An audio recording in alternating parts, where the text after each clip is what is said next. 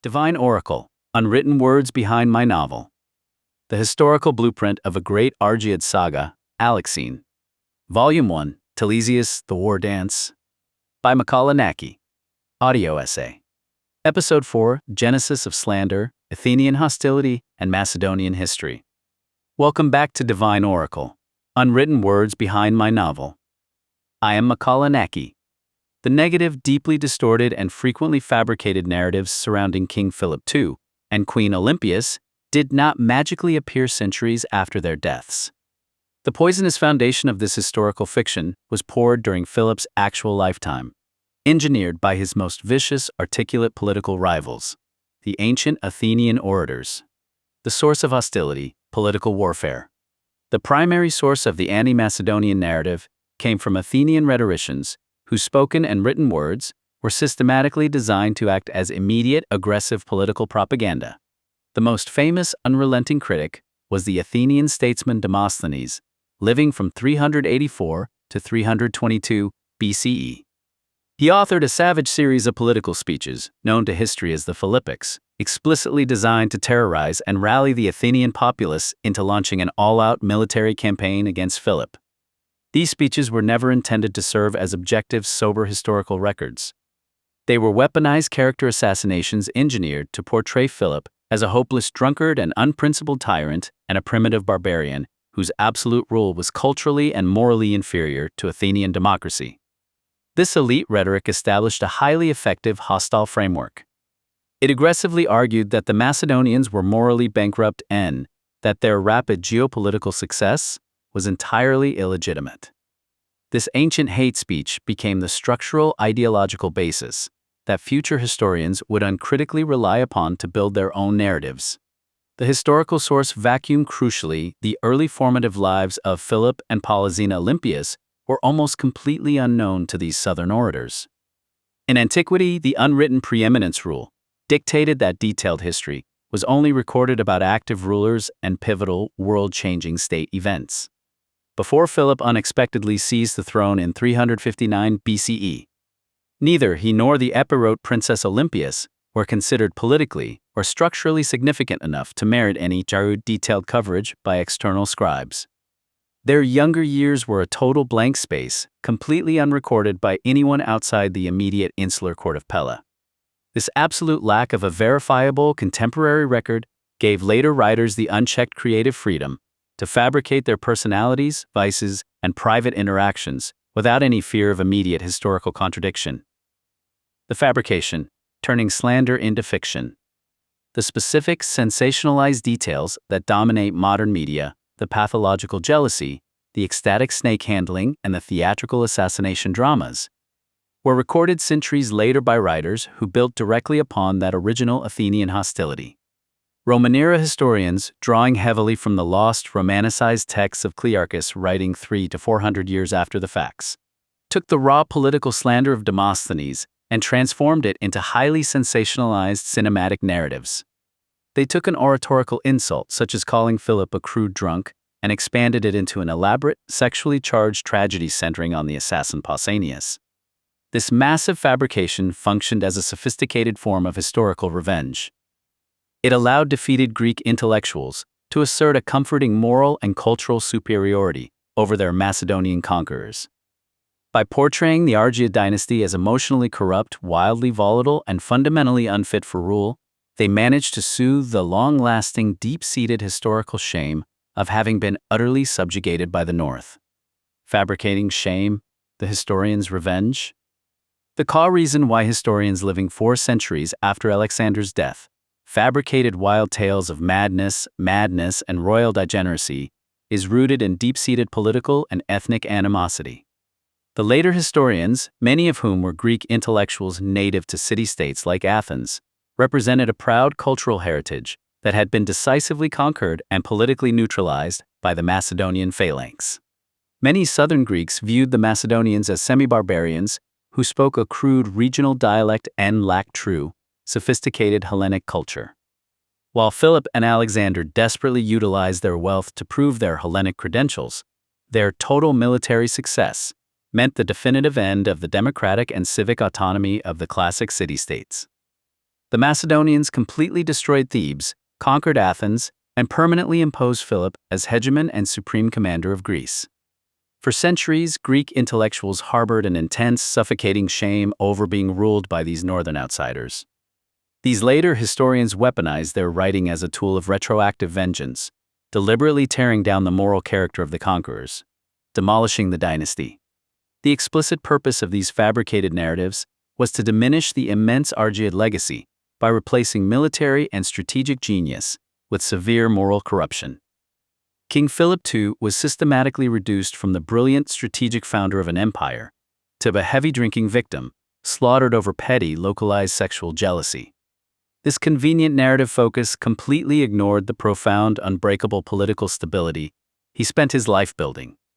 Olympias, as a foreign queen from Epirus, became the ultimate target for slanders rooted in deep sexist arrogance.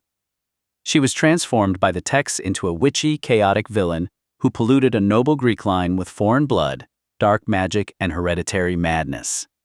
This reinforced the patriarchal ancient belief that female political power inevitably leads to catastrophic ruin. Alexander the Great was subsequently portrayed as a man whose spectacular conquests were ultimately ruined by personal vice, intense paranoia, excessive drinking, Oriental despotism, and an unnatural lust for eunuchs like Bagos. This allowed defeated intellectuals to argue that the empire fractured not because Macedonia was strategically or militarily superior, but because the royal dynasty itself was morally hollow from the start. Writers like Clitarchus knew that these sensational theatrical details were infinitely more entertaining and vastly easier to sell than a sober, dry analysis of phalanx maneuvers, supply lines, and silver mining policies. This literary bias allowed them to create a highly marketable, moralistic spectacle, effectively undermining the true strategic accomplishments of the Macedonian Empire by demolishing the human integrity of its core family. The ultimate goal was to laugh at the conqueror's demise by imagining them utterly consumed by their own unbridled vices. The soap opera of slander, demolishing Macedon's moral authority.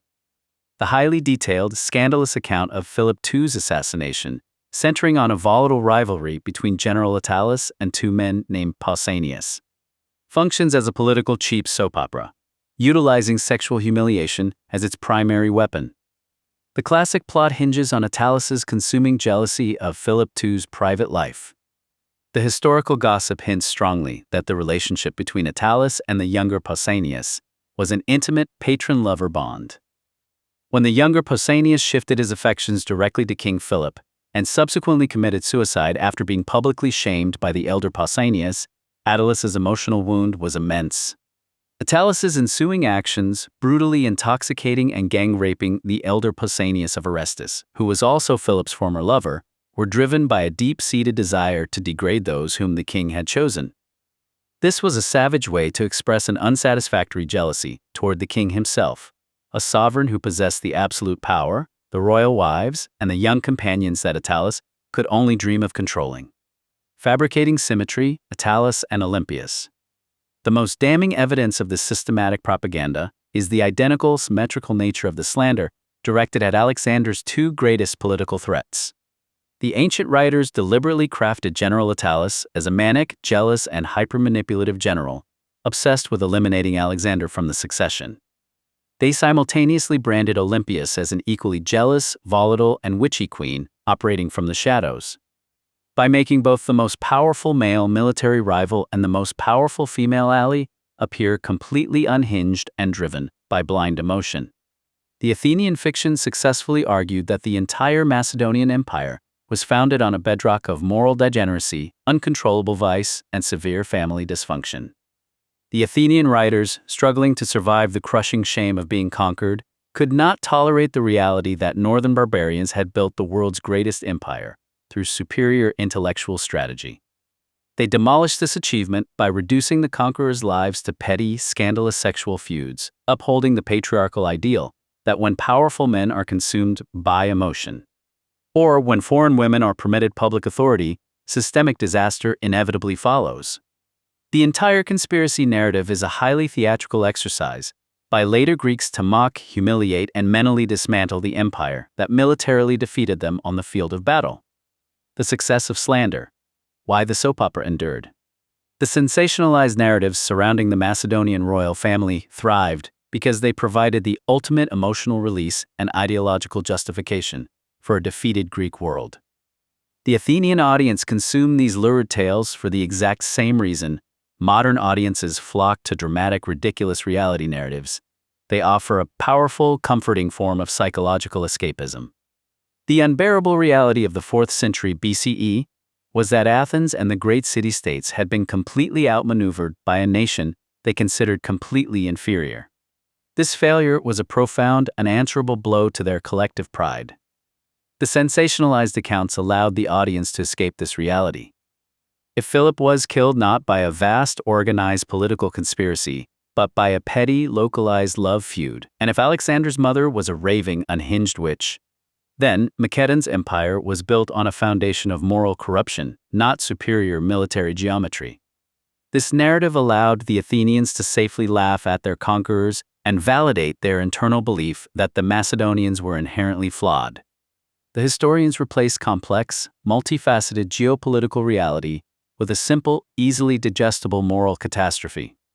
The conflict was reduced to the easily understood dynamics of jealousy, betrayal, and domestic chaos, requiring zero intellectual effort from the reader. The fabrication successfully created perfect, theatrical villains in Attalus, the embodiment of jealous, drunken masculinity, and Olympias, the embodiment of terrifying, volatile femininity. By presenting both the male and female sources of Macedonian power as morally bankrupt, the narrative successfully demolished the integrity of the entire Argead dynasty. The enduring vengeance, why Athenian slander still succeeds. The fictionalized Macedonian narrative maintains its global popularity today because it taps into primal psychological needs that completely transcend time and culture. The success of these ancient fabrications proves that the mentality of the ancient slanderer, the impulse to diminish a perceived superior through moral scandal, is still powerfully alive in modern storytelling. The historical distortions about Philip, Olympias, and Alexander succeed globally because they satisfy an enduring human demand for psychological validation. If Alexander the Great, the man who conquered the known world, was ultimately brought down by witchy mothers, sexual jealousy, and his own emotional instability, then his success was not due to superior strategy, but to blind luck, which was eventually negated by his moral flaws. This allows an audience, whether ancient Athenians or modern readers, to feel instantly superior to the historical conqueror. Storytellers, whether ancient or modern, know that sexual scandal and familial betrayal are the most powerful narrative engines in existence. The story of Attalus orchestrating a revenge rape or Alexander's mother, murdering a rival wife and child is infinitely more compelling to a mass audience than a detailed discussion of ancient military logistics, currency inflation, or grain supply routes. These sensationalized plots provide the high drama, escapism, and emotional intensity that appeal to a mass market across all civilizations. The neglected mind, bias in modern mediums. The ancient Athenian neglected mind is still succeeding in our modern era. The biases established 4 centuries after Alexander's death are carried directly forward through our contemporary mediums. Many modern writers and creators, lacking the necessary time, are training for rigorous source criticism, default to the most familiar and dramatic narratives, the sensationalized pages of Plutarch or Curtius Rufus, simply because they offer a ready-made, highly theatrical story structure. The image of Olympias as a crazy queen is an easier, far more marketable trope to sell than depicting a complex, brilliant geopolitical strategist navigating a hostile court. Whether it is a television show, a film, or a popular biography, modern audiences prefer the comfortable theme that great power breeds absolute moral corruption. The fictionalized Macedonian collapse provides a neat, satisfying moral lesson. The conquerors were ultimately defeated by their own internal, personal sins, validating the secular belief that ethical weakness will eventually undermine geopolitical success. The lasting legacy of the Athenian soap opera is that it successfully turned a historical, strategic defeat into a permanent cultural and moral victory. A psychological triumph of the pen that continues to distort our understanding of the ancient world to this very day. Tune in for our next daily drop tomorrow as we continue to dissect the bloodlines of antiquity. ALEXEIN, a great Argead saga. Volume 1, Telesias, the War Dance. Unearth the ultimate historical drama. We are releasing a brand new episode every single day until the epic conclusion of Volume 1. Each chapter delivers a tight, hyper-focused, 5 to 15-minute hit of cinematic historical drama, the perfect daily plunge into the ancient world. Watch the cinematic video trailer. Listen to the full saga now. Bookmark Volume 1, Telesias playlist. Subscribe to follow the rise of the Argead dynasty. Thumbs up to help push our vanguard through the algorithm's gauntlet. Comment below. Was Olympias's political violence an act of savage madness, or a cold, calculated defense of the Argead throne? Let me know your thoughts in the comments below.